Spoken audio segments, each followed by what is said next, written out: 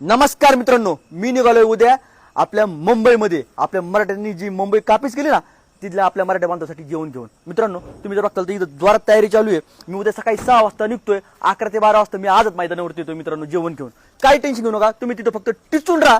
तुम्हाला इकडं काही गोष्टी कमी पडणार, इकडे माझ्यासारखे भरपूर सारे उद्योजक आहेत, ते मदत घेऊन येणार आहेत. त्यामुळे तुम्ही तिथं फक्त टिचून राहा आणि यावेळेस आपल्याला आरक्षण घेऊनच पाठीमागायचंय. बघा हे पूर्ण तयारी चालू आहे या साईडला. करण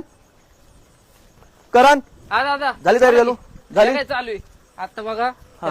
हे आपले फ्लेक्स तर लावून घेतलेले बरं. जारंगे पाटलांचं हा एकदम. आता या दोन्ही इथली गाडी कुठे हा? इथली गाडी इथली गाडी भाकरी आणणार 407. हा 407 अख्खा भाकरीने लोड होणार आहे. बर. आणि ह्या मोठ्या गाडीमध्ये काय असणार आहे? ह्या मोठ्या गाडीत आपल्याला बसायला जागा केलेली आणि प्लस बाकीचं जे भाजी मटेरियल आहे, भाजी वगैरे भाजीचे सगळं. पातेले सगळे, भाजीचं कारण 10 ते 12 पातेलं, भाजीचे पातेले आहेत मोठे. भाजीचं बेसन पातेलं असणार आहे. येणार आहे. परत बाकीचे पंतरवळी सगळं कोणाचेच हाल होणार नाही अशी पद्धत केलेली. हे बघ, ह्या गाडीमध्ये भाजीचे पातेले 10 ते 12.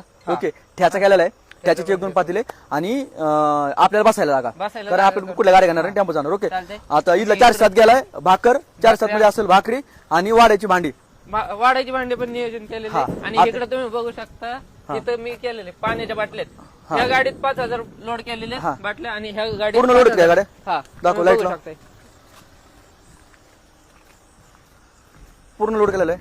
हे काय हे बघा, हे पूर्ण लोड आहे ओके, ते पूर्ण लोड आहे. हा, आणि इकडं पण आहे, इकडं पण हे बघा.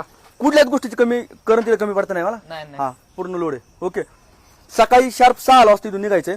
हा सकाळी 3च्या नंतर बेसन बनवायला घ्या, म्हणजे एकदम गरम गरम बेसन तिथे गेलं पाहिजे आपल्याला. ओके हा, 3च्या नंतर 10 ते 12 पातेले आहेत. चालतंय, सगळं बनवून घेतो. हा, ओके. तर भावांनो, तुम्ही अजिबात काळजी करू नका, आम्ही इकडं सक्षम आहोत.